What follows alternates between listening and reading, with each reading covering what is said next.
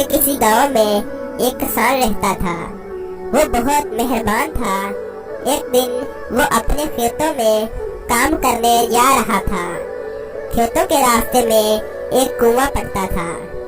وہ بہت پرانا کنواں تھا۔ ایک دن اس نے کنویں سے کسی کی آواز سنی۔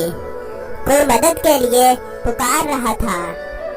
یہ آواز کسی عورت کی تھی۔ یہ کنواں ایک جادوگر کے قبضے میں تھا۔ کسان نے سوچا کہ شاید جادوگر عورت کا روپ بدل کر مجھے پھنسانے کی کوشش کر رہا ہے۔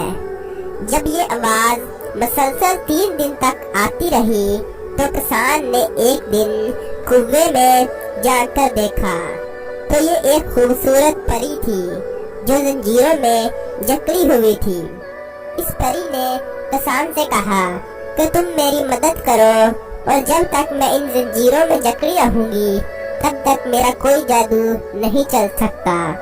کسان اسی وقت گھر سے رسی لے کے آیا اور پری کو کنویں سے نکالا۔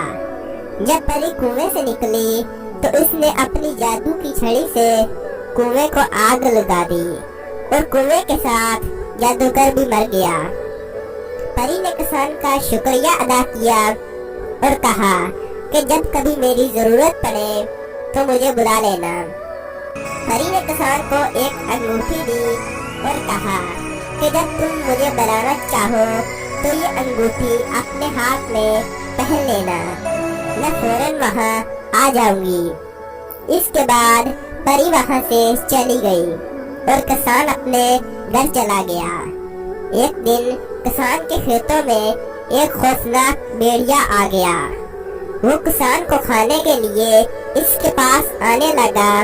کسان بہت گھبرایا ہوا تھا۔ اچانک اسے پری کی بات یاد آ گئی اور اس نے وہی انگوٹھی نکالی اور اسے اپنے ہاتھ میں پہن لیا۔ پری وہاں آ گئی اور اپنی جادو کی چھڑی سے اس بھیڑیے کو مار دیا۔ اس طرح کسان کی جان بچ گئی۔ کسان نے پری کا شکریہ ادا کیا اور پری وہاں سے چلی گئی۔